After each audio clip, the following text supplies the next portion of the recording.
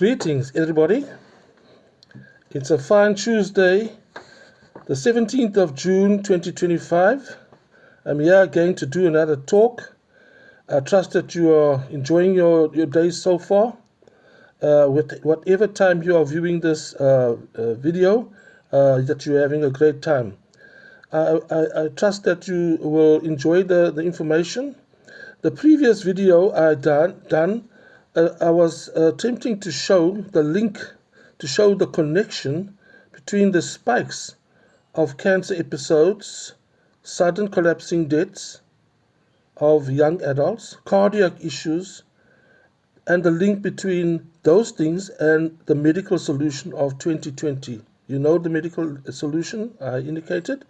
There was a crisis and there was a medical solution, and people were encouraged to take that solution. I asked the question about this connection.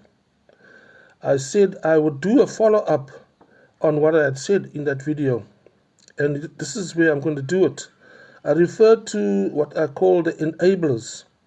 I would look at these enablers of that situation. In other words, the people who encourage people to take that solution.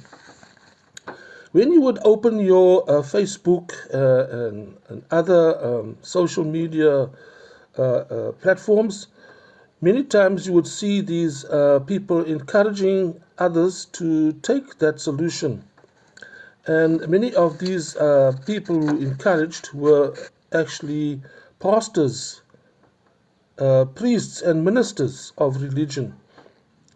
Now, those religious leaders were very persuasive on social media, etc., especially Facebook. And many times when I viewed them, I got the strong impression that they were paid to do what they were doing. Because I couldn't understand why a minister of religion would be encouraging people to do something that is potentially dangerous. Where are those people now? I think they should be shown these cases of cancer, these cases of young adults collapsing and dying on the sports fields. They should be shown the many cardiac issues that people are having in this time. The vast majority of those people encouraging were not necessarily even on social media, but they encouraged their members at the individual places of worship. You know, at funerals that we would see online, where people couldn't go attend the funerals, they would see how in the service, the funeral services, they were encouraged from the pulpit to take a certain action. And I would call them the enablers, because they wielded a lot of influence and people followed what they were saying.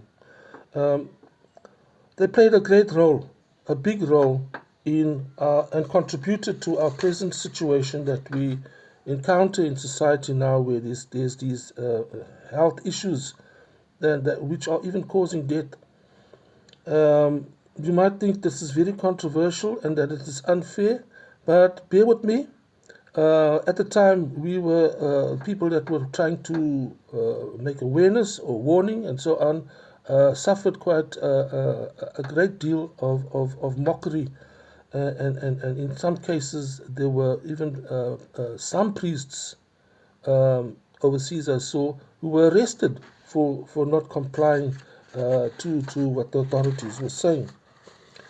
So the various victims of this medical solution, those enablers played a role. What are they doing now? What are they saying now? Basically, at the time, these ministers of religion said nothing, didn't warn. They're not saying anything now, and they probably won't be saying anything in future.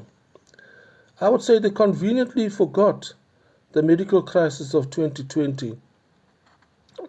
They forgot their own ignorance at the time and did not warn their members of the potential dangers of this. And it's kind of unfair in a sense to say this, but they need to be blamed in a sense because of ignorance. So people will say, oh, yeah, we can say now in hindsight, it's unfair to accuse them, etc. But my point is this. If you're a minister of religion, you ought to know the warnings that Christ gave in the Bible about deception. And you should be aware of when deception is coming and is operating. These ministers, they closed their churches in many cases, or they limited the numbers of congregation members attending church according to the authorities. They had to allow a certain percentage of people to attend. And there was no such thing as, okay, if we can't operate as a church, let us have open air services in the field where people will not pose a danger to spreading that disease. But there was no talk about open air services on fields, etc.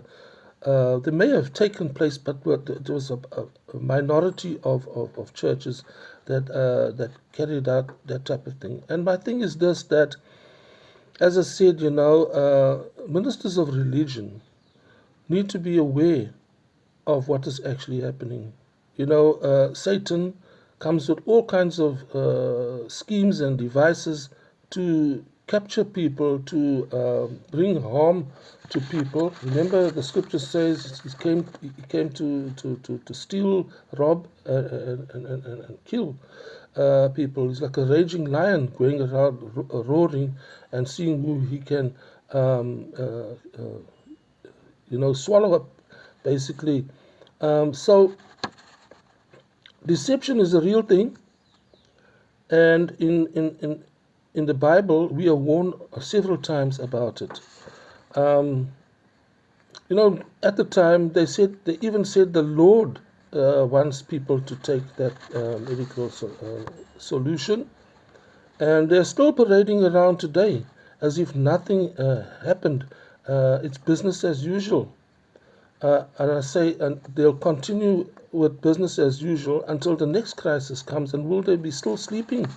Will they be caught napping as they were in 2020? Because it's on the cards.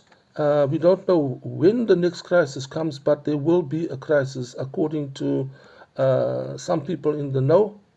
And I'm going to leave you with that. I did follow up, and I would like to leave you with this to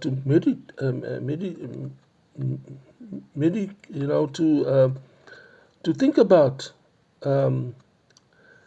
It is not a simple issue, because there's a lot of so-called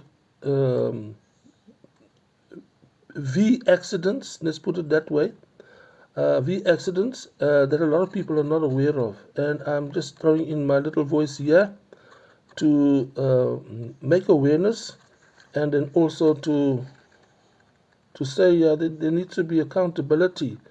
Somebody needs to step up forward and say, yes, I was ignorant, and it should not happen again. I will continue to research and be ready and prepared when the next crisis comes.